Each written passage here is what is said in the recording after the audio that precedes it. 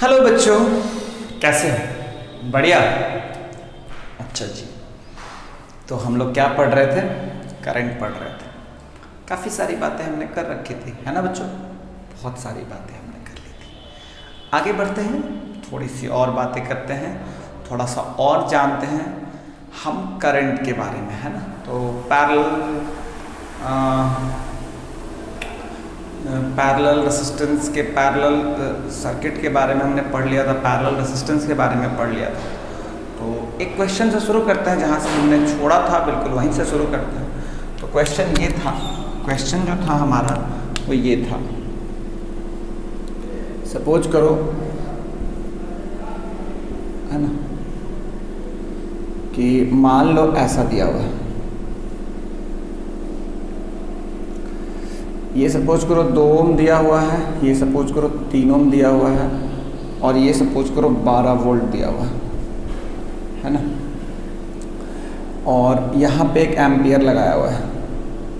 ठीक है, मैं आपसे पूछता हूँ फाइंड आउट द, ये 1 एम्पियर जो होता है वो क्या करता है बच्चा? करंट रीड करता है। जितना इस ब्रांच से करंट जाएगा वो बताएगा। फाइंड आउट द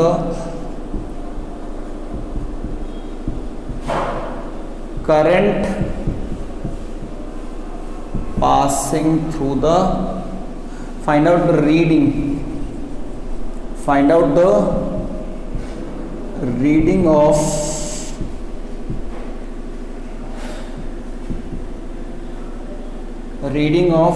ammeter, है ना? मतलब अमीटर जो होता है ना वो लाइक करंट रीड करता है। तो पहला ऑप्शन है 12 एम्पियर, दूसरा ऑप्शन है 10 एम्पियर, तीसरा ऑप्शन है 8 एम्पियर एंड चौथा ऑप्शन है नन ऑफ दीज, है ना बच्चों? So basically you have to tell me among the option which option is correct, which option is correct, है ना? मैं थोड़ा खिड़की बंद कर देता हूँ ताकि लाइट अच्छे से दिखाई दे तुम्हें।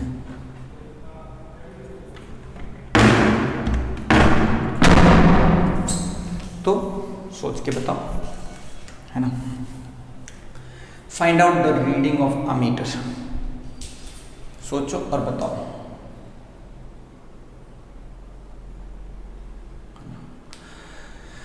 अगर मेरी बात करोगे तो देखो, तो यहाँ पे 12 वोल्ट है।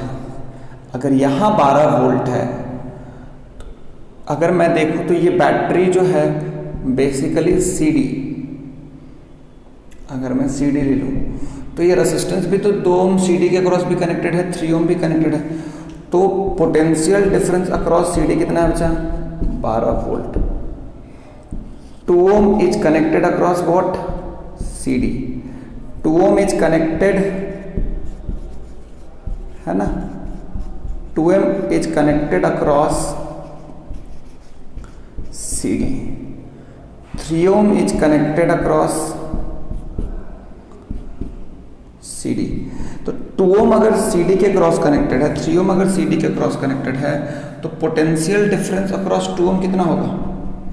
12 वोल्ट होगा। पोटेंशियल डिफरेंस अक्रॉस 3 ओम भी कितना होगा? 12 वोल्ट होगा। ये बात तो समझ में आई ना? तो अगर 12 वोल्ट होगा तो लगा दो ये 12 इक्वल टू आई इंटू 2, तो I will be 6 ampere. 12 equal to I into 3, I will be 4 ampere. मतलब इस ब्रांच से देखो 2 ओम्स के थ्रू, 2 ओम से कितना करंट जा रहा है? 6 एम्पियर। यहाँ से कितना जा रहा है?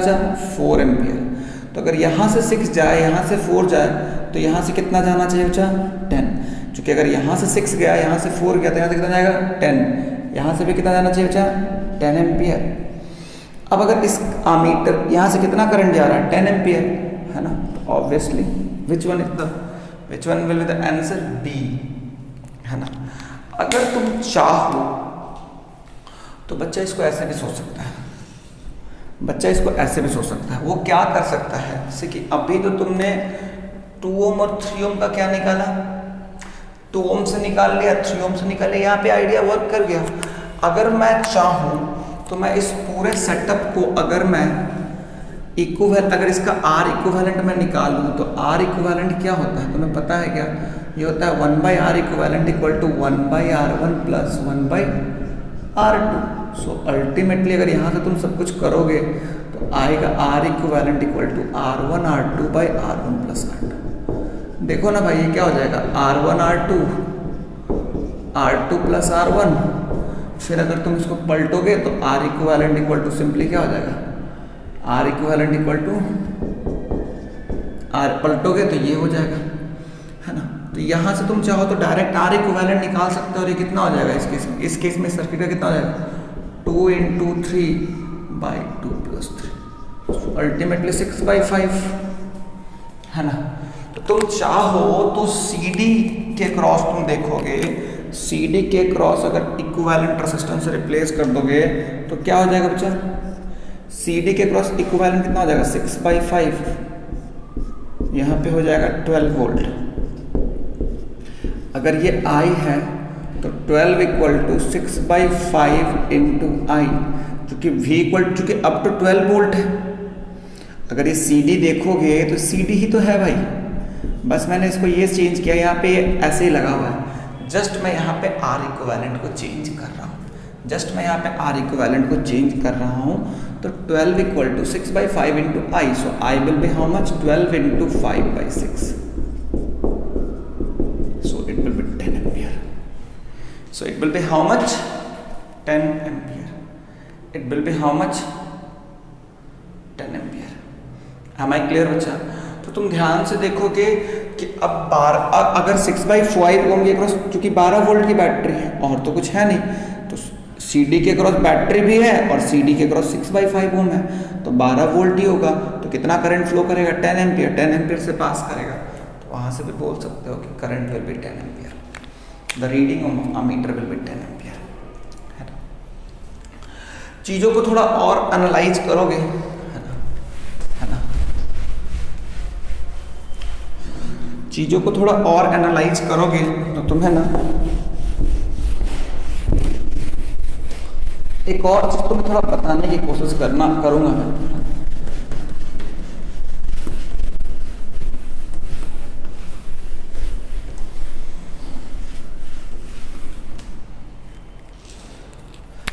जैसे ध्यान से देखो, मान लो ये है 3 ओम और ये ऐसे है 2 ओम है, ये 4 ओम है,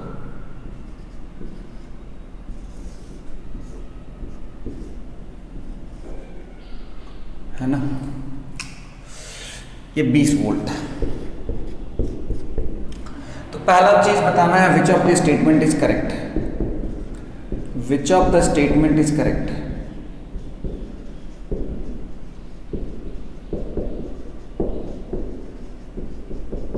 पहला option 3 ohm and 2 ohm are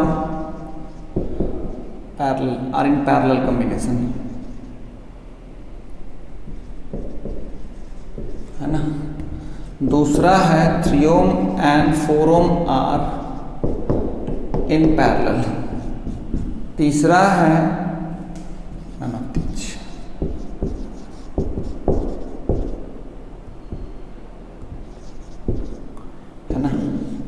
which of the statement is correct. तीनों में से कौन सा स्टेटमेंट सही है ना। Which of the statement is correct, सोच के बताना है बच्चों, सोचो और बताओ।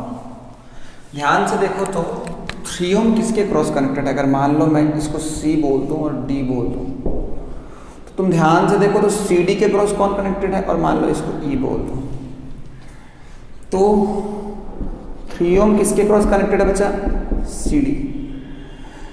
2 ओम किसके क्रॉस कनेक्टेड है बच्चा, CE। 4 ओम किसके क्रॉस कनेक्टेड है बच्चा, ED। ध्यान से देखो तो क्या कभी भी किसी का दोनों एंड कनेक्टेड है क्या, तो 3 and 2 ohm are in parallel हो पाएगा क्या, नहीं। 3 ohm and 4 ohm are in parallel क्या ये भी हो पाएगा क्या, नहीं। तो अल्टीमेटली क्या होगा, सी, है ना। क्या मेरी बात क्लियर है क्या? अरे हाँ ना बोलो, हाँ, अरे हाँ ना बोलो, हाँ। एक और क्वेश्चन करो कि 2 ohm and 4 ohm are in series। ये सही है गलत है? ये ऑब्वियसली सही है। 2 ओम एंड 4 ओम क्या है बच्चा? सीरीज है। तो देखो यहाँ पे क्या है, मैं तुमसे क्या पूछता हूँ, है ना, मैं तुमसे क्या पूछता हूँ, है ना, तुम ध्यान से देखोगे तो सबसे पहले तुम्हें क्या दिखाई देगा? सबसे पहले क्या तुम्हें दिखाई देगा कि 2 ओम और 4 ओम क्या है? 2 ओम और 4 ओम क्या है? सीरीज में। अब मैं आपसे क्वेश्चन पूछ रहा हूँ, मेरा क्वेश्चन आपसे ये है कि मान लो यहाँ पे मैंने आपको दे दिया ए, मैंने आपको दे दिया ए एम्पियर, है ना। तो मैं आपसे पूछता हूँ find out the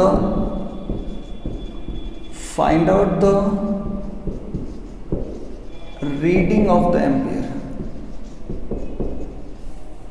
find out the reading of the ampere.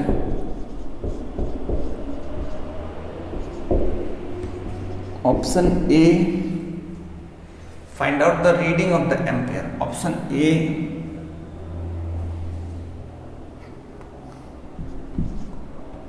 10 ohm, option B 5 ampere, option C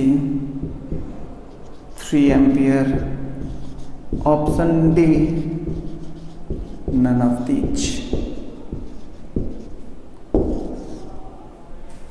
Find out the reading of the ampere, find out the reading of the ampere,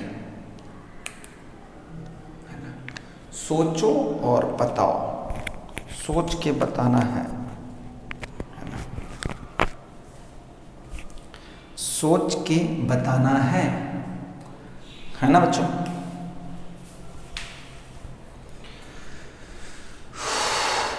ध्यान से देखो तो मुझे एक बात समझने की जरूरत है।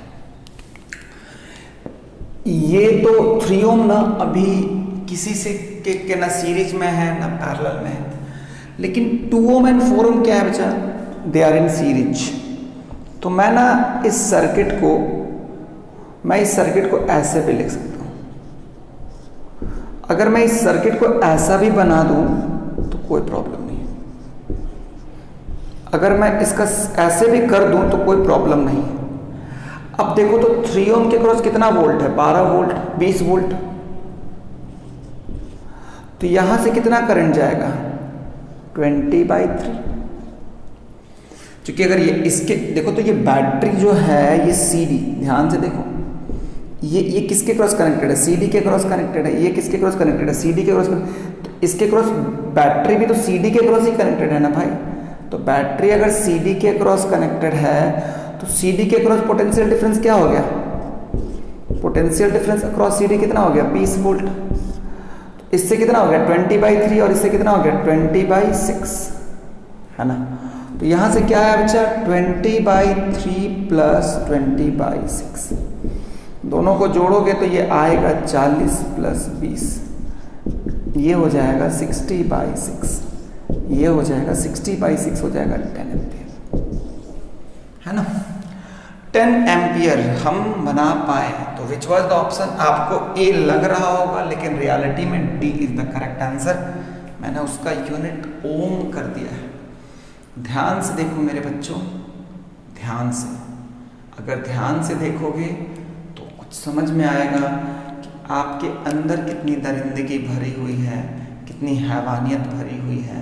कि अगर आप ठीक से 10 ओम को देख नहीं पा रहे हो, आपको ओम और एम्पियर में अंतर नहीं समझ में आ रहा है, तो इस दरिंदगी और हैवानियत के साथ अगर आप पढ़ाई करोगे तो आपके साथ हमेशा गड़बड़ होगा, है ना बच्चों? है ना बच्चों? बिल्कुल। ओके, सो नाउ लेट्स हम ना इन सारी चीज़ों को करेंगे, लेकिन उससे पहले ना एक बड़ा अच्छा कॉन्सेप्ट है बच्चा, इक्विवेलेंट रेजिस्टेंस निकालने का। एक्चुअली देखो ये जो हम कर रहे थे ना, हम ये इक्विवेलेंट ही निकालने की बात कर रहे थे, लेकिन सर्किट में करंट निकालने से पहले now we will learn what, we will learn equivalent resistance. What will be learn? Equivalent resistance, है ना बच्चों? क्या सीखेंगे बच्चों? Equivalent resistance. One thing is very much clear, अगर मैं किसी भी दो पॉइंट के बीच के सारे रेजिस्टेंस को अगर मैं उसके इक्विवेलेंट वैल्यू से रिप्लेस कर दूं तो सर्किट के करंट में कोई फर्क नहीं पड़ता है। पहले भी वहां पे जितना करंट इन कर रहा था और जितना करंट आउट कर रहा था, अभी भी उतना ही करंट इन करेगा और उतना ही करंट आउट करेगा। एक्चुअली में इस इक्विवेलेंट रेजिस्टेंस का जो बेसिस था वो करंट ही था, कि हमने जब एक सर्टेन सेट ऑफ रेजिस्टेंस को उसके इक्विवेलेंट एक रेजिस्टेंस से रिप्लेस किया था, तो हमने क्या सेम रखा था? We have kept the current was same in both the circuit. अगर उसको रिप्लेस भी करते हैं तो करंट चेंज नहीं करता, है ना बच्चों? तो क्या आप लोग तैयार हो इक्विवेलेंट रेजिस्टेंस पढ़ने के लिए?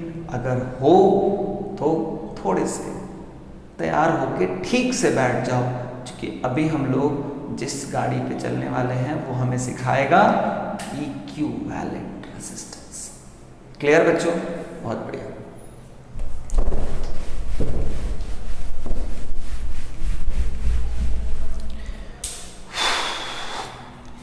देखो बच्चों,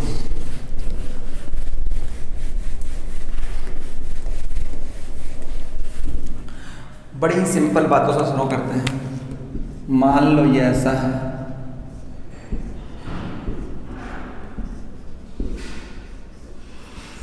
मान लो ऐसा है ना, ये A है, ये B है, ये 3 है, ये 6 है, ये 2 है। Equivalent across AB।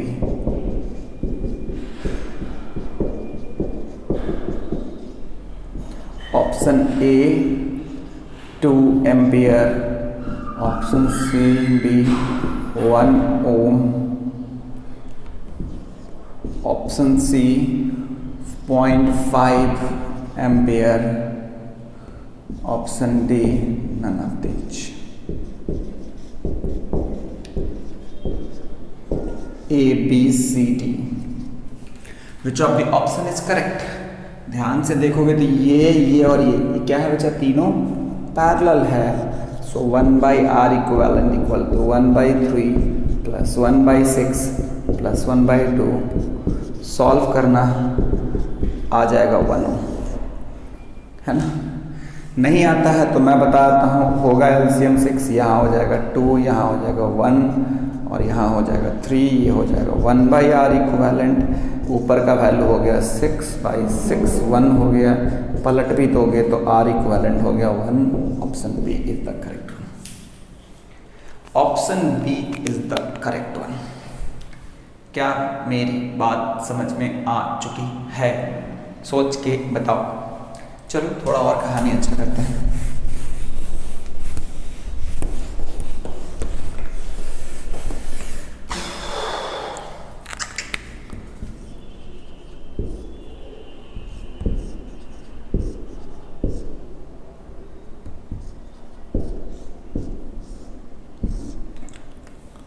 ये 2 ओम है, ये 4 ओम है, ये 6 ओम है, 8 ओम है और ये 4 ओम। ये A है, ये B है। Find out equivalent resistance across AB.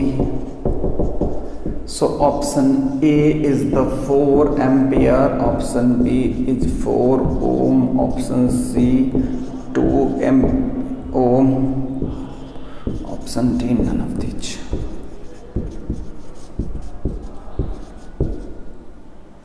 है ना, ध्यान से देखो तो पहले ये दोनों क्या है, देखो कुछ भी हमें जो जो मिलता है ये दोनों सीरीज में, तो इसको हम लोग रिप्लेस कर दिए 6 से, ये दोनों भी सीरीज से, तो इन दोनों तो हम लोग ए बी के क्रॉस कनेक्टेड था तो 2 और 6 का 6 हो गया और ये 12 हो गया।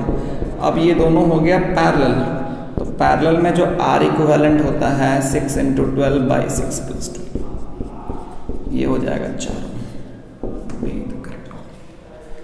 B is the correct one. अभी भी कुछ लोगों की दरिंदगी में तो कमी आई होगी, कुछ लोग थोड़े से संभले होंगे, लेकिन अभी भी कुछ लोगों के साथ वही हो रहा होगा जो आज तक होते आया है, और वो लोग आज भी ऑप्शन ए के साथ होंगे। बट ऐसे दरिंदों को कहीं पे कुछ होने वाला नहीं है। So now let's move to some other question.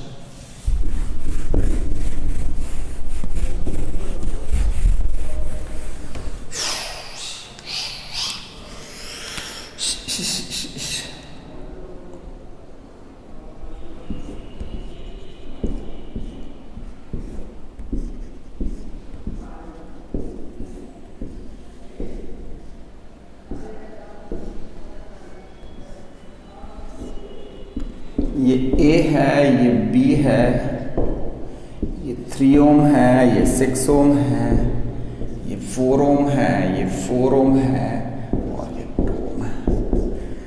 Find out the equivalent across A B, वो हो जाएगा। बाकी सब ठीक है, इसको 4 एम्पियर ही रहने दो, इसको 4 ओम कर दो, इसको 2 ओम कर दो, इसको 6 ओम कर दो। सोच के बताइए, सोच के बताओ। तुमको जो जो पहले इक्विवेलेंट मिलते जाएगा बस तुमको उसके साथ काम करते चले जाना है। जो जो इक्विवेलेंट मिलते चले जाएगा तुमको उसके साथ काम करते चले जाना है। ध्यान से देखो तो कुछ मिले ना मिले, ये दोनों पैरेलल, ये दोनों पैरेलल, इन दोनों का इक्विवेलेंट होगा 2 ओम। तो पहले 3 और 6 को देखो, 3 और 6 इसके क्रॉस था ना, 3 और 6 किसके क्रॉस था, मान लो इसको मान लो C बोल दो, AC के क्रॉस था। तो AC के क्रॉस कितना लिख दिया उसका इक्विवेलेंट 2 ओम। बाकी फिर से यहाँ 2 ओम है, मान लो ये D है, DB के क्रॉस ये दोनों पैरेलल है, तो 4 4 फिर से कितना हो गया बच्चा 2 ओम, है ना। तो फिर से यहाँ पे हमने ऐसे रख दिया, जिसके क्रॉस है DB के क्रॉस है, तो DB के क्रॉस 4 और 4 का इक्विवेलेंट 4 और 4, ये DB के क्रॉस 4 और 4 पैरेलल था ना, तो इक्विवेलेंट भी किसके क्रॉस आएगा बच्चा, DB के क्रॉस भी आएगा। अब देखो तो ये और ये तीनों क्या है बच्चा, सीरीज 2 2 4 2 6, हो गया 6 ओम, हो गया 6 ओम, हो गया 6 ओम। क्या मेरी बात क्लियर हो गई क्या बच्चों, क्या हो गई मेरी बात क्लियर? मिटा दूं मैं?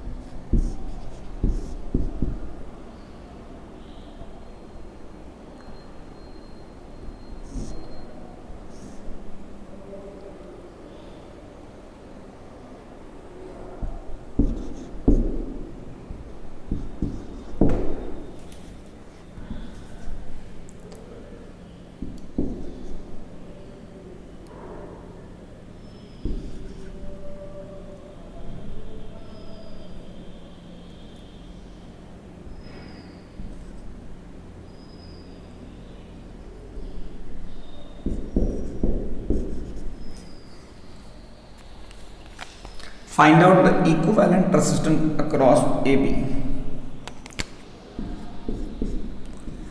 Find out the equivalent resistance across AB. सोच के बताना है, सोच के बताना है, सोच के बताना है। सोचो और बनाओ। अच्छे से सोच के समझ के बताइए।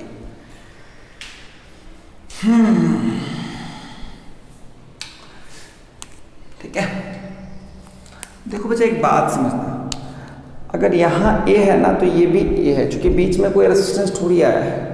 ये भी क्या है बच्चा, A है, ये भी क्या है बच्चा, A है, ये भी क्या है बच्चा, B है। जैसे ऐसे वायर देके ना, तुम्हें कनेक्टिंग वायर देके लोग थोड़ा कंफ्यूज करेंगे, लेकिन समझना कि यहाँ और यहाँ के बीच में तो कोई कनेक्टिंग वायर है नहीं, कोई रेसिस्टिव वायर तो है नहीं। तो ये अगर A है तो इस पॉइंट का भी नाम A ही डालेंगे।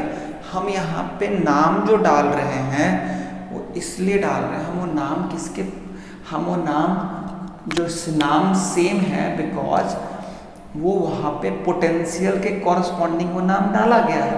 क्या आपको मेरी बात समझ में आ रही है क्या? ध्यान से देखो, तो अगर ये A है तो ये भी A है, ये भी A है, ये भी A है, they all are having same.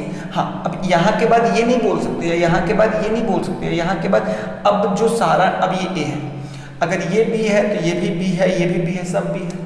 अब अगर ध्यान से देखोगे तो ये दोनों AB के क्रॉस कनेक्टेड है, ये भी AB के क्रॉस कनेक्टेड है और ये भी AB के क्रॉस कनेक्टेड है। तो ये 2 + 4, ये और ये सीरीज में ना बच्चा, क्योंकि देख जो करंट यहाँ से जाएगा वही करंट यहाँ से भी जाएगा और एक एंड भी कनेक्टेड है। तो इसको आप ऐसे सोच सकते हो 6, इसको आप ऐसे सोच सकते हो, भले ही वैसे मैंने बनाया था लेकिन आप इसको ऐसे सोच सकते हो, क्योंकि थोड़ा सा जस्ट सर्किट को रीअरेंज कर दो भाई। ये 6 ओम हो गया, ये 12 ओम हो गया और ये 4 ओम हो गया। तो ये A है, ये B है, तो अल्टीमेटली करोगे ठीक से, तीनों हो गया पैरेलल में, जो आएगा वो 1/6 + 1/12 + 1/4 हो गया, LCM 12 हो गया, 2 + 1 + 3 अल्टीमेटली हो गया 6/12 कट गया, 1/2 इस मीन्स 1/R इक्विवेलेंट हो गया 1/2, इट मीन्स R इक्विवेलेंट हो गया 2। देखो एक चीज समझने की क्या जरूरत है, मैं क्या समझा रहा हूँ कि जब तुम इस क्वेश्चन को देखोगे ना थोड़ा कंफ्यूज करोगे, तो कभी नहीं, मन ही मन देखो, मन ही मन सोचो कि अगर ये A पे है, अगर ये A पे है तो ये भी A पे है, क्योंकि दोनों का तो कनेक्टिंग वायर है ना, तो पोटेंशियल तो सेम होगा। तो इसका नाम A दोगे तो ये भी A ही है, ये भी A ही है, तो ये दोनों रेजिस्टेंस AB के क्रॉस, ये भी AB के क्रॉस और ये भी AB के क्रॉस, तीनों को थोड़ा रीअरेंज कर लो। ये और ये सीरीज में था तो इसके इक्विवेलेंट से रिप्लेस कर दिए, काम खत्म हो गया। क्या मेरी बात समझ में आ रही है क्या? क्या मेरी बात समझ में आ रही है क्या? कि जो मैं समझाना चाह रहा हूँ क्लियर हो रहा है क्या? कोई प्रॉब्लम तो नहीं है बच्चों? अगर है तो प्लीज प्लीज प्लीज मुझसे मत पूछना, क्योंकि अगर अब प्रॉब्लम है तो मैं कुछ नहीं कर सकता। मेरे हाथ में जो था मैंने सब कर दिया।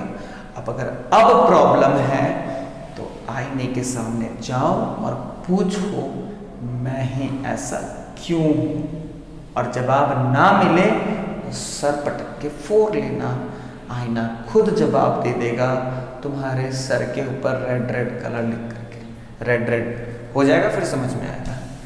मैंने क्या बोला मुझे खुद भी समझ में नहीं आया, बट कुछ कुछ बोला। ये क्लियर हो गया क्या?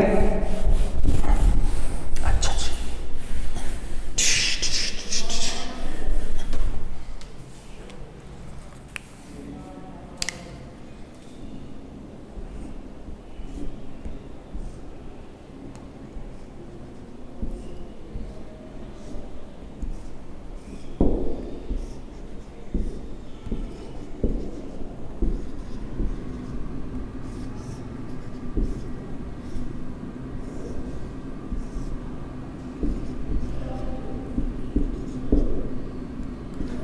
find out equivalent across AB.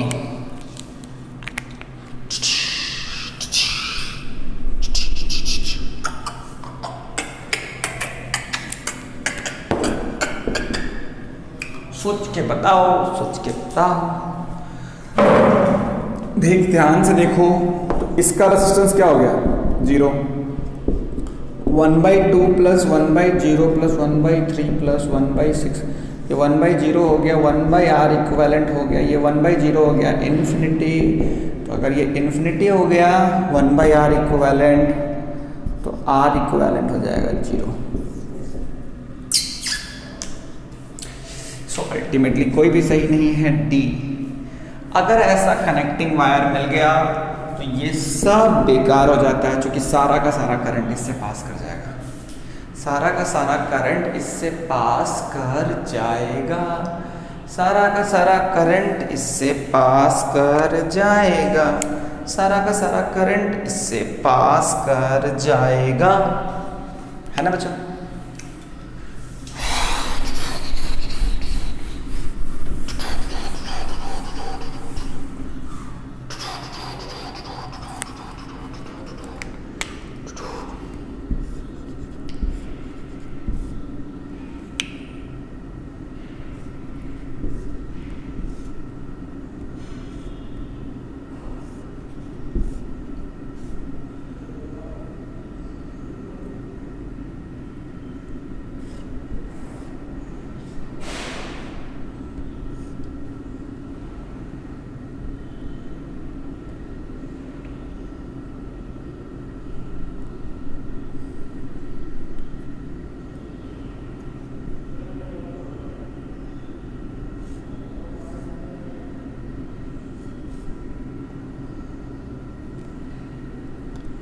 ये ए है, ये बी है, ये 2 ओम, ये 3 ओम, ये 4 ओम प्लस 6।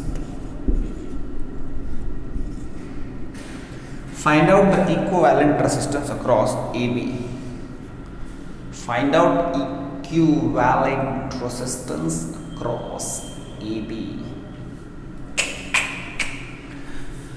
ध्यान से देखो, यहाँ R 0 हो गया तो इसका तो हो गया 0, 0 प्लस 2 2। अरे बाबा ये जो है ये पूरा इस ये और ये तीनों मिला के इसका इक्विवेलेंट क्या हो गया 0।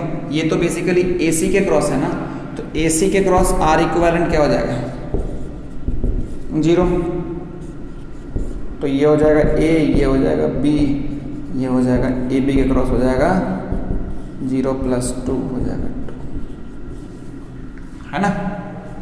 So this was the thing जो हमें सीखना है, समझना है, हमें आगे बढ़ना है ना बच्चा। कोई प्रॉब्लम है क्या? No sir. चलो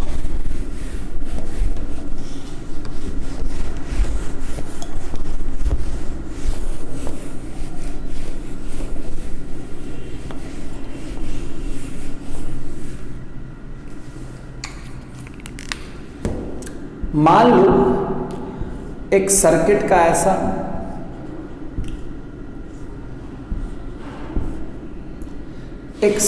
ऐसा टुकड़ा है जिससे मान लो ये 3 ओम है और ये 6 ओम है और यहां से 12 एम्पियर करंट आ रहा है ना।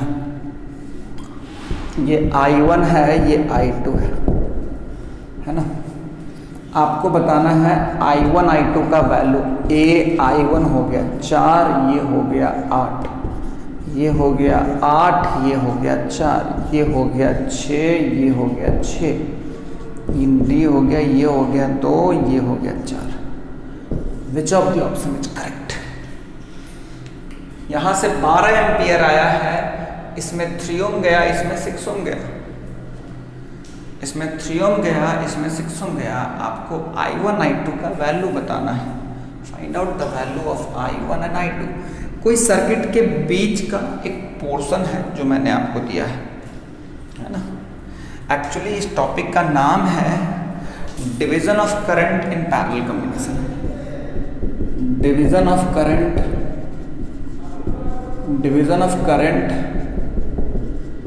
in parallel combination.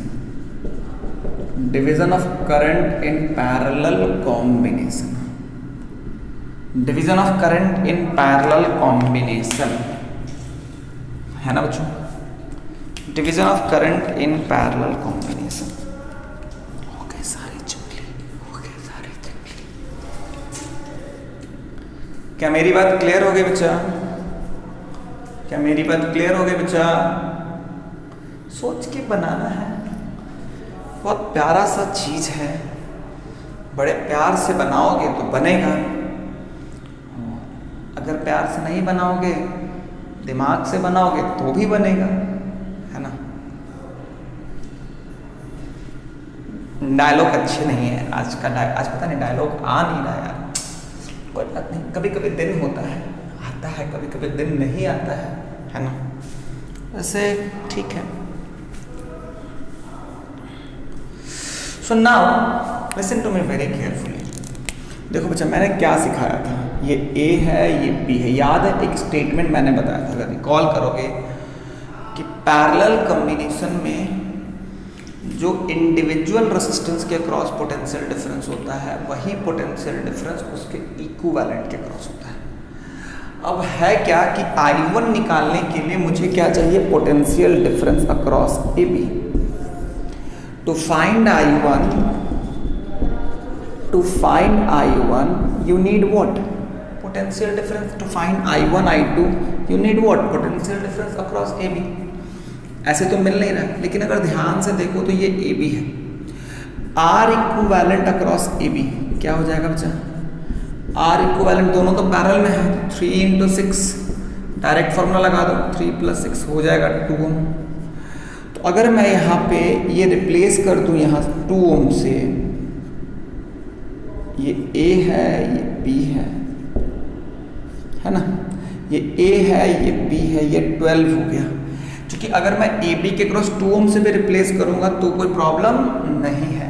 तो पोटेंशियल डिफरेंस अक्रॉस AB कितना हो गया बच्चा, ये हो गया 12 × 2 24 वोल्ट।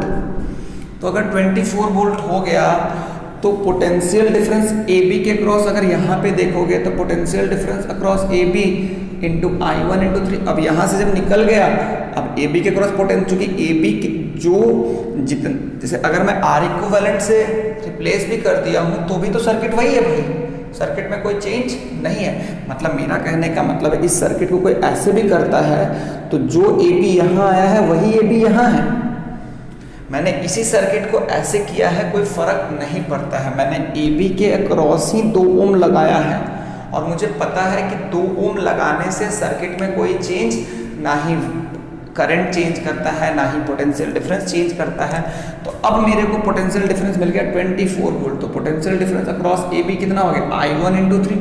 इसको ऐसे भी लिख सकते हो, ये हो गया 24, तो I1 × 3, तो I1 = 8 एम्पियर। फिर से यहाँ पे potential difference across AB = I2 × 6, तो 24 = I2 × 6, ये हो जाएगा I2 हो जाएगा 4 एम्पियर।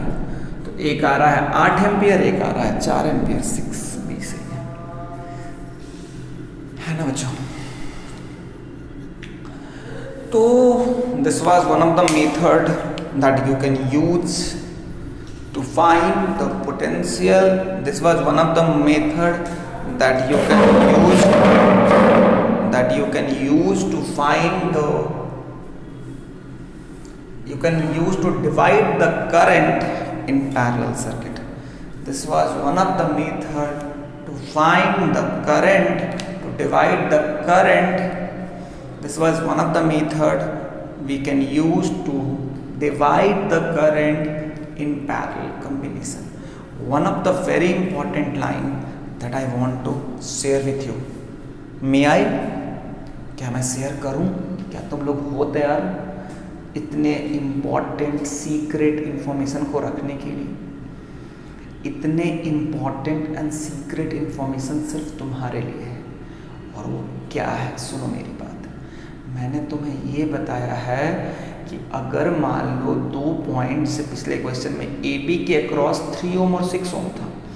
अब अगर मैं 3 ओम और 6 ओम को हटा के उसका इक्विवेलेंट जो 2 ओम आया था, अगर मैं उसको AB के अक्रॉस रिप्लेस लगा देता हूँ, अगर मैं उसको हटा के 2 ओम लगा देता हूँ, तो सर्किट मेरा बदलता नहीं है। नहीं बदलने का क्या मतलब है, सर्किट में जो करंट पहले 12 एम्पियर आ रहा था, अभी भी 12 एम्पियर वही आएगा। जो AB के क्रॉस पोटेंशियल डिफरेंस पहले था, अभी भी जो 12 वोल्ट, अभी जो AB के क्रॉस पोटेंशियल डिफरेंस जो पहले था, अभी भी वही रहेगा। यानी अल्टीमेटली कुछ भी बदलता नहीं है। लेकिन अब 2 ओम लगाने से क्या हुआ, 2 ओम लगाने से एक फायदा हुआ। क्या फायदा हुआ? Now I can find the potential difference across AB and it is equal to how much? It is equal to I into R. 2 ओम से कितना करंट पास कर रहा है भाई? 2 ओम से 12 एम्पियर करंट पास कर रहा है. सो 12 into how much? 12 into 2. So ultimately 24 volt will be the potential difference across AB. अब अगर मैं ओरिजिनल सर्किट को देखूं तो वहाँ पे AB के क्रॉस 3 ओम है, वहाँ पे AB के क्रॉस 6 ओम है. तो अगर 3 ओम के क्रॉस अगर 24 वोल्ट है तो 3 ओम से 8 एम्पियर का करंट पास करेगा, 6 ओम से 4 एम्पियर का करंट पास करेगा. क्या मेरी बातें समझ में आ रही हैं? क्या तुम्हें कुछ एहसास जाग रहा है कि नहीं? मुझे इस इंफॉर्मेशन को संभाल के रखना होगा, इस इंफॉर्मेशन को बहुत संभाल के रखना होगा कि अगर इक्विवेलेंट रेजिस्टेंस से रिप्लेस कर दो 2 पॉइंट के बीच के सर्किट को तो ना ही करंट चेंज करता है, ना ही पोटेंशियल डिफरेंस चेंज करता है, सब कुछ वही रहता है उन दोनों पॉइंट के क्रॉस जैसा पहले ओरिजिनल सर्किट में था. क्या तुम इस इंफॉर्मेशन को संभाल के रखोगे ना बच्चों? प्रॉमिस करो कि हाँ सर, हम इस इंफॉर्मेशन को संभाल के रखेंगे. अगर हमने ये इंफॉर्मेशन नहीं संभाला तो हमारी 20 शादियाँ होंगी और 20 बार हमारा शादी टूट जाएगा. ये हमारा आपको ब्लेसिंग है. क्या मेरी बात समझ में आई ना? क्लियर हुआ ना? बहुत बढ़िया. अब आगे बढ़ते हैं. एक और बहुत अच्छा सा मेथड मैं देता हूँ तुम्हें. देखो इसको, इस मेथड से ना, ये तो है एक तरीका, एक और तरीका है. देखो आओ तुम्हें सिखाता हूँ. ये बड़ा कारगर तरीका है और आपके बुक में दिया हुआ भी है. So let's move to this. कैसे देखते हैं? 3 ओम, 6 ओम है ना, 3 ओम 6 ओम. ये I1 है, ये I2 है, ये 12 एम्पियर है. देख एक बात को समझ, ये मुझे पता है कि I1 plus I2 equal to 12 ampere. मतलब टोटल कितना है? 12 एम्पियर है. टोटल कितना है बच्चा? 12 एम्पियर है. देख अच्छा बच्चा, एक बात बताते हैं, एक बात बताता है. अगर मैं ध्यान से देखूं तो जो भी इसके क्रॉस है वही भी इसके क्रॉस है. तो मैं क्या लिख सकता हूँ? V equal to I1 into 3. और वही भी यहाँ भी लिख सकता हूँ I1 इंटू 6. यानी I1 इंटू 3, चूंकि जो पोटेंशियल डिफरेंस यहाँ है वही पोटेंशियल डिफरेंस इसके क्रॉस भी है. तो I1 into 3 equal to I1 into 6. तो अगर तुम यहाँ पे I2 तो तुम अगर ध्यान से देखोगे, यहाँ पे अगर तुम ध्यान से देखोगे तो क्या लिख सकते हो? I1 बाई I2 क्या है बच्चा? I1 बाई I2 क्या हो गया बच्चा? 6/3. यानी क्या हो गया बच्चा? तो यहाँ से ना हम ऐसे लिख सकते हैं. इसको देखोगे, अगर तुम ध्यान से देखोगे तो I1 बाई I2 क्या है बच्चा? 6/3. इसको हम ऐसे लिखते हैं. देखिए ध्यान देना, I1 is to I2, I1 by I2 ratio है तो इसको I1 इज टू I2 क्या लिख सकते हैं बच्चा? 1/3 इज टू 1/6. डरो नहीं बच्चा. देखो 1/3 इसको अगर तू ध्यान से देखेगा तो तुम अगर 1/3 को तुम 1/6 से डिवाइड करेगा तो क्या होगा? डिवाइड करने का मतलब नीचे आएगा तो अल्टीमेटली ये ऊपर चला जाएगा. इसको ऐसे लिख सकते हो ना भाई? इसको ऐसे तो लिख ही सकते हो ना भाई? इसको ऐसे तो लिख ही सकते हो ना भाई? I1 is to I2 equal to 1/3 is to 1/6. I1 is to I2 equal to 1/3 is to 1/6. ये ना एक बड़ा इंपॉर्टेंट रिजल्ट है. देखो ध्यान से, 1/3 क्या है? ये 3 रेजिस्टेंस है, 6 क्या है? रेजिस्टेंस है. तो तुम्हारा ये रेशियो हो गया I1:I2:1/3:1/6। अब इस रेशियो को सिंप्लीफाई कर लो, 6 से मल्टीप्लाई कर दो, दोनों से 6 से मल्टीप्लाई कर दो। इन दोनों का एलसीएम कितना है 3:6, 3 6 का एलसीएम कितना हो गया 6। अगर रेशियो में हम सब में 6 से मल्टीप्लाई कर दे तो रेशियो में कोई फर्क, अगर कोई कॉमन टर्म निकालते हैं या कोई कॉमन टर्म मल्टीप्लाई करते हैं तो रेशियो में कोई फर्क, तो जैसे 6 से मल्टीप्लाई करोगे ये हो जाएगा 2:1, जैसे 6 से मल्टीप्लाई करोगे ये हो जाएगा 2:1। तो तुम अगर ध्यान से देखोगे तो I1:I2 क्या है बच्चा 2:1। अब अगर ध्यान से देखो 2:1 मतलब क्या है, अगर टोटल मतलब अगर I1 प्लस I2 अगर 3 होता तो I1 2 होता और I2 1 होता। I1:I2 2:1 मतलब अगर टोटल मतलब I1 प्लस I2, मतलब अगर टोटल करंट अगर 3 होता तो I1 2 एम्पियर होता। चूंकि देखना 2:1 होने का मतलब क्या है, 2 पार्ट I1 का तो 1 पार्ट I2 का, 2 पार्ट रेशियो का मतलब ये होता है ना 2 पार्ट I1 का तो 1 पार्ट I2 का। 2:1 का मतलब क्या है, अगर 2 पार्ट I1 को मिलेगा तो 1 पार्ट किसको मिलेगा I2 का। तो 3 पार्ट में 2 पार्ट I1 1 पार्ट I2। तो अगर तुम ध्यान से देखोगे तो 3 में 2 I1 है तो 1 में 2/3, तो टोटल 12 एम्पियर आ रहा है ना भाई, तो 2/3 × 12 8 एम्पियर। फिर देखोगे टोटल 3 में I1 1 है तो 1 में 1/3, तो टोटल 12 में 1/3 × 12 ये 4 एम्पियर, ये 8 एम्पियर। मेरी बात बड़ी प्यार से और खूबसूरती से समझनी है कि देखो यहां से भी हमने निकाला, बस याद क्या रखना है, I1 क्या होगा, I1 will be inversely proportional to 3 ohm, I2 will be inversely proportional to 6 ohm. तो I1:I2 विल बी 1/3:1/6। इस रेशियो को मैंने सिंप्लीफाई किया। How we will simplify the ratio को सिंप्लीफाई करने का एक तरीका बताऊं। ऐसे अगर रेशियो अगर फ्रैक्शन में हो तो एक तरीका बताऊं। वैसे तुम लोग रेशियो तो बहुत पढ़े हो, लेकिन फिर भी मुझे पता है कि तुम्हें आता नहीं है। ये बात किसी को बताना मत कि तुम्हें नहीं आता है। कोई बात नहीं, मैं चुपके से बता देता हूँ कि रेशियो अगर फ्रैक्शन में दिया हुआ हो तो उसको कैसे सिंप्लीफाई करना बच्चों, सुनो बताता हूँ। क्या करना, देखो 3 और 6 का एलसीएम क्या होता है 6। अब तुम क्या करो, सारे टर्म में 6 से मल्टीप्लाई कर दो।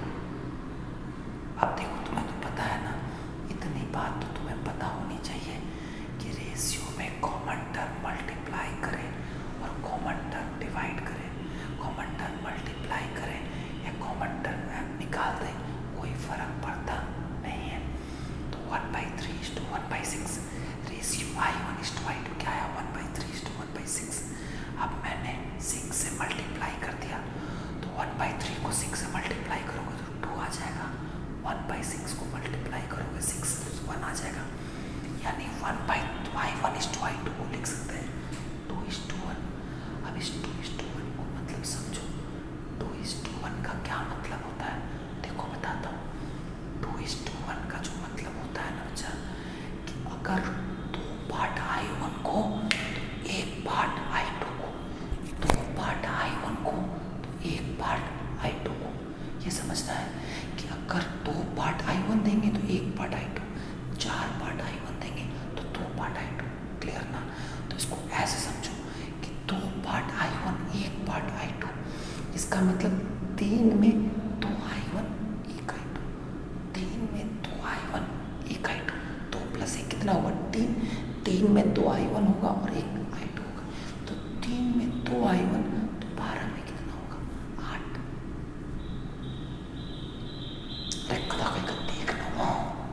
सब कुछ तो बताया हुआ है, क्या भागने की तरह कर रहा है।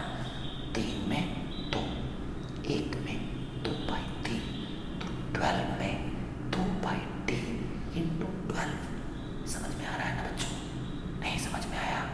तो अगर समझ में नहीं आता है तो मेरे पास बस एक रास्ता है, तुम्हारी शादी कर दूँ और तुम किसी के हो जाओ। अगर ये बात लड़की को पता चल गई तो कोई शादी नहीं कर सकती है। तुम्हारी इज्जत की सवाल है, लड़का होने का प्रमाण देना है तुम्हें। इस बात को समझ में आया? क्लियर है ना? तो फिर से 3 में 1, तो 1 में 1/3, तो 12 में 1/3 × 12। क्या मेरी बात समझ में आई क्या? देखो बच्चों, तो 4 एम्पीयर हो गया। अब होता क्या है कि तुमको मैंने 2 मेथड दिए। कितने मेथड मैंने दिए? 2 मेथड। अरे मैंने कितने मेथड दिए बोलो ना? 2 मेथड। तुम्हें लग रहा होगा पहला वाला आसान। ये इसलिए लग रहा होगा क्योंकि जो रेशियो में तुमने पाप किया था ना, वो पाप तुम्हें डरा रहा है। तुम्हारे पापों की तुम्हें सजा मिल रही है। रेशियो को ठीक से जानते नहीं हो, इसीलिए तुम्हें आज तुम्हारे पापों की सजा तुम्हें मिल रही है। कोई बात नहीं है, हम तुम्हें तुम्हारे पापों से मुक्त कराएंगे। तुमको जो भी अच्छा लगेगा मैं तो यही फॉलो करूँगा, क्योंकि आपके बुक में यही दिया हुआ है और मुझे भी यही अच्छा लगता है। मुझे भी यही अच्छा लगता है। क्या आपको अच्छा लगता है? तुम्हारे अच्छा लगने या ना लगने से कोई फर्क नहीं पड़ता है, तुम्हें इसी से काम करना होगा। क्या मेरी बात समझ में आई बच्चों? क्या तुम्हें यह एहसास हुआ कि जो तुमने पाप किया था वो पाप तुम्हारे सामने आज खड़ा है और वो तुम्हें चिल्ला के बोल रहा था कि तुमने उस समय पाप किया था। कोई बात नहीं, चलो हम तुम्हें गंगा की डुबकी लगाते हैं। चलो हम तुम्हें रेशियो में डुबकी लगा के तुम्हारे पाप को दूर करते हैं। आओ, समझ में आ रहे? बट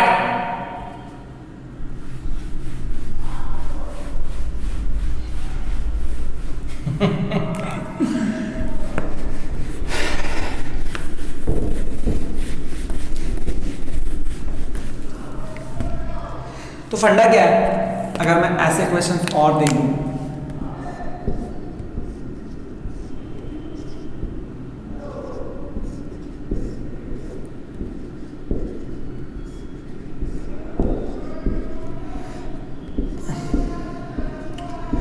ऐसे वाले क्वेश्चन में ना बच्चा, पहला वाला मेथड काफ़ी टफ हो जाता है।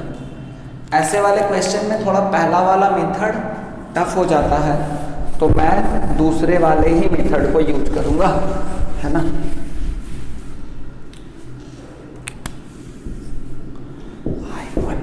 I1, I2, I3। Option A 6,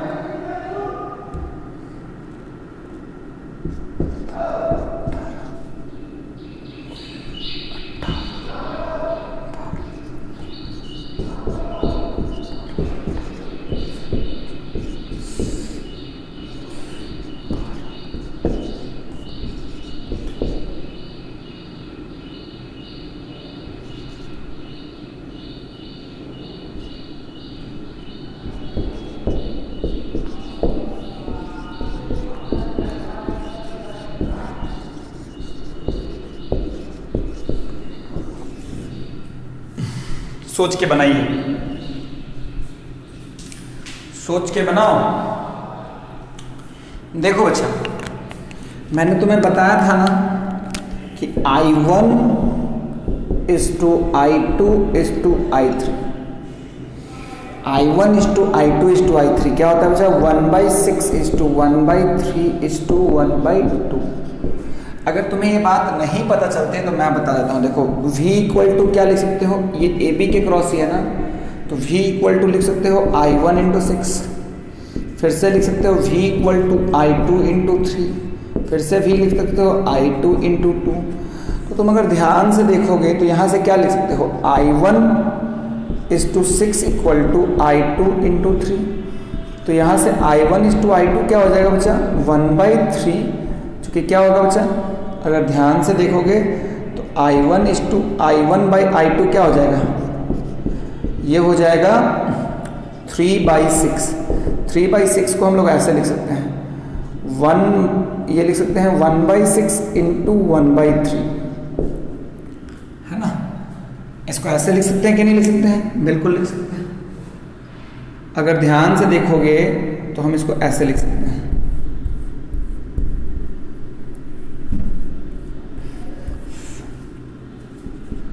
इसको हम लोग ऐसे लिख सकते हैं 1/6 इंटू 1/3, है ना। तो फंडा क्या है कि अगर तुम ध्यान से देखोगे तो I1/I2 क्या बचा? 3/6। I1/I2 क्या बचा? 3/6। तो उसको आप ऐसे भी लिख सकते हो ना, 1/6 इंटू 1/3, है ना। तो 1/6, इसको हम लोग 1/6 इंटू 1/3 लिखने का मतलब है कि इसको हम लोग ऐसे भी लिख सकते हैं 1/6 डिवाइडेड बाई 1/3, है ना। 1/6 डिवाइडेड बाई 1/3, 3/6 को ऐसे लिख सकते हो ना भाई, 1/6 डिवाइडेड बाई 1/3, यानी I1:I2 क्या हो जाएगा? 1/6 divided by 1/3। I1 divided by I2 क्या हो जाएगा? 1/6 डिवाइडेड बाई 1/3। उसी तरह से क्या हो जाएगा? I2 डिवाइडेड बाई I3 क्या हो जाएगा? 1/3 डिवाइडेड बाई 1/2। तो यहाँ से क्या लिख सकते हो? I1:I2:I3 क्या हो जाएगा? 1/6:1/3:1/2। ये समझना बच्चा कि इस चीज़ को बहुत याद रखना कि इसमें और इसमें जो करंट होगा वो इनवर्सली प्रोपोर्शनल होता है अपने रेजिस्टेंस के। तो 1/6:1/3:1/2, है ना। तो यहाँ से मैंने आपको प्रूफ किया कि I1/I2 3/6 को लिखोगे 1/6 इंटू 1/3, 1/6 इंटू 1/3। नीचे में अगर कोई चीज़ मल्टीप्लाई होता है तो उसको ऐसे लिख सकते हैं 1/6 डिवाइडेड बाई 1/3। इससे पता चलता है I1/I2 इक्वल टू 1/6 इस टू 1/3। इस टू किसके लिए? रेशियो मतलब क्या होता है? देखो ना, ये डिवीजन को ही ना रेशियो लिखे हैं, यहाँ पे डिवीजन को ही ना रेशियो लिखे हैं, है ना। तो यहाँ पे डिवीजन को तो रेशियो लिख ही सकते हैं ना भाई, कोई प्रॉब्लम नहीं है। तो I1:I2 हो गया 1/6:1/3। अब अगर ध्यान से देखोगे तो यहाँ पे रेशियो फ्रैक्शन है, तो इसका एलसीएम क्या आएगा? 6, 3 और 2 का एलसीएम क्या आएगा बच्चा? 6। तो ये अगर 6 से मल्टीप्लाई करो तो ये हो जाएगा 1, ये हो जाएगा 2, ये हो जाएगा 3। तो तुम अगर ध्यान से देखोगे तो I3 को 3 पार्ट मिलेगा, तो I2 को 2 पार्ट और I1 को 1 पार्ट, यानी टोटल 6 में 3 I2 है, 3 I3 है, 2 I2 है और एक क्या है बच्चा? I1 है। तो 6 में 3 I3, तो 1 में 3/6, तो टोटल कितना आ रहा है बच्चा? 36। I1 I2 और I3 में नहीं बटा भाई 36, तो 3/6 इंटू 36, 18 एम्पियर। तो यहाँ से 18 निकालोगे, फिर उसी तरह से करोगे 6 में 2, तो 1 में 2/6, तो 36 में 2/6 इंटू 36, 12। फिर 6 में 1, तो 1 में 1/6, तो 36 में 1/6 इंटू 36, 6 एम्पियर। तो ultimately 6, 12 and 18. So obviously C will be the best one. C is the correct answer, है ना।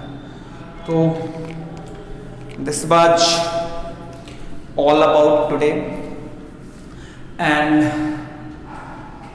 EWS आगे बढ़ रहा है बच्चा। हमें ये कोशिश करनी है कि जिस नैया पे आप सवार हुए हो, है ना, उस नैया को भी पार लगाना है और खुद को भी पार लगाना है। तो ईमानदारी से मेहनत कीजिए, है ना। पहले के ज़माना में एक गुरुदक्षिणा का कॉन्सेप्ट था, ऑल्दो मैं इसमें बहुत यकीन नहीं करता हूँ, बट फिर भी मैं गुरुदक्षिणा में, अगर गुरुदक्षिणा का कोई कॉन्सेप्ट था तो मैं अपने बच्चों से बस एक ही चीज़ मांगता हूँ कि तुम अपने लिए इतना कुछ करना कि अगर मेरे जीवन में कभी कुछ ना हो तो मुझे ये लगे कि चलो मेरे पास कुछ नहीं है, तो मेरे पास अगर ये नहीं है तो मेरे बच्चों के पास है। That is the only one thing जो मैं हमेशा आपसे चाहता हूँ, क्योंकि मेरे पास हर चीज़ नहीं हो सकती है, लेकिन अगर हम सब साथ मिलकर कोशिश करें तो हम सबके पास हर चीज़ हो सकती है। तुम भी कुछ बनाओ, मैं भी कुछ बनाता हूँ, फिर साथ में ज़िंदगी जिएंगे। इस बात की हम पूरी आपको यकीन दिलाते हैं कि ज़िंदगी के हर मोड़ पे अगर आप हमारे साथ रहे हो, अगर आप हमारे साथ चले हो, तो आपका ये इंस्टीट्यूशन हर मोड़ पे आपका साथ देने के लिए तैयार है, बशर्ते कि आपने ईमानदारी दिखाई है जब आप हमारे साथ थे, है ना बच्चा। तो फिर हम मिलेंगे, फिर बातें होंगी, काफ़ी सारी बातें आज हमने की है। तो चलता हूँ, टाटा बाय बाय बच्चा लोग।